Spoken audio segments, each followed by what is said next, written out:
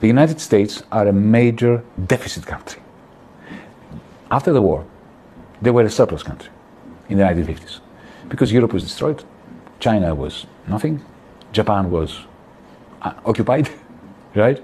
Industry, the only industry in the world that produced magnificently was the American industry. They were producing cars, washing machines, aeroplanes, consumer goods, Coca-Cola, Marlboro cigarettes, everything that the world wanted, right? So they were a surplus country, right?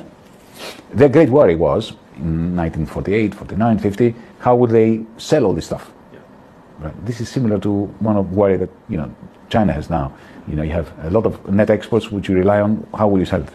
In the case of the United States was facing Europe and Japan that were destroyed. There was no money there. So what they did was they sent money. They dollarized Europe. They sent money to Europe, dollars, and to Japan. And that's how the Europeans and the Japanese bought American goods. So they sent the money went back to sell goods, and they kept full employment happening in the 1950s. So it was a surplus country. From 1969 onwards, it's no longer a surplus country, the United States. It goes into deficit. Let's not go into the reasons why. Just briefly, two reasons. One is the Vietnam War. They were spending for the war, and therefore the government was going into deficit, and that money was accumulating in America. The Americans were using it to buy Japanese cars and French wines. I'm just making it very simple, but that's more or less the story. And the second reason was because they had helped the German and the Japanese industries tool up, improve their efficiency and so on, so that in the end the German and the Japanese factories were more efficient than the American ones. Now, in 1971, the American government under President Nixon, to be precise, on the 15th of August of 1971, decided to blow up the system they had created and essentially to stop dollarizing the rest of the world, to take the dollar away from the rest of the capitalist surrounding realm. And then they started doing something else. They used their deficit in order to create demand for the net exports of Japan, of Germany, of Italy, and eventually of China. So this is something that you can only do, however, if you own the one world currency, the dominant world currency. Because a country like Greece, a country like Germany, a country like China for that matter, if you are in deficit, at some point, how do you pay for your deficit? But if you're American and you issue the money of the world, you keep printing it and you use it in order to create demand for German factories, Italian factories, French factories, Japanese factories, and Chinese factories. And then, if you're a Chinese business person here in Shanghai and you sell aluminum to Los Angeles and you get dollars, what do you do with that? You take it to America. You invest in American bonds, so you finance the American state. You buy real estate in California or in Miami. Which was what happened. Which is what happens still, as we speak. Yes. And you buy some shares in companies they allow you to buy because they don't allow you to buy a lot of companies, right? And that's great for America. But this whole hegemonic power, this is incredible thing. It's the only time in human history that an empire gets stronger by being in the red, by being in deficit. This has never happened before. When the British Empire went to the red, it collapsed. When the Roman Empire, the Spanish Empire, the Dutch Empire, when an empire up until now went into deficit, it collapsed. That's why governments are very scared of deficits. But the Americans, when they went to deficit, they said, okay, we'll make it bigger. We will grow our deficit and make other people pay for it. But that requires the monopoly of the monetary transaction system, which they have. Why am I saying all this? Because to understand the new Cold War, you have to understand the terror in the hearts and minds of officials in Washington that they will lose this monopoly over money, over the payment system, the international payment system. And that, in the middle of this nightmare for them, is China. Because China is the only country in the world that can create an alternative payment system at the international level. It's nowhere near doing it yet in a way that would seriously damage the dollar, but they can see it happening. That is why I think they're prepared to unleash not only economic warfare, like Trump and Biden did, but actual nuclear warfare. Why is China a threat? We all know, here in China you pay with WeChat. In Europe, in America, we pay with Google Pay, with Apple Pay, with all sorts of pay, digital. We know that the power to accumulate has shifted from diesel engines and railways to owning the algorithms. What I call cloud capital in my book, Techno-Feudalism. Which countries own cloud capital? Two. China and United States, United States, yes.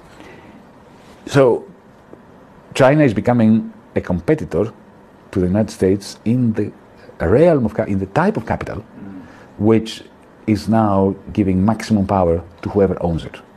But that's not the whole story. Now we have something else. Chinese banks and Chinese big tech, and I think WeChat is a very good example, have merged. So you can make payments using WeChat and you don't pay for it. WeChat doesn't withhold a percentage for you to make payments. In Europe, in the United States, if I pay with Google Pay, Apple Pay, a certain cut goes to the bank. The bankers in America, Wall Street, and big tech, what I call cloud capital, are not collaborating. They're refusing to collaborate. Why? Because the bankers do not want to share their banking rents with big tech, with Silicon Valley. So they're clashing.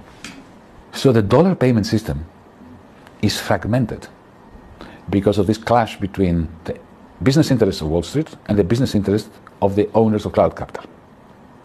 In China, because you have state regulation, I'll be blunt, because you have a Communist Party telling the bankers what the limits are and telling Tencent and Alibaba and so on what the limits are.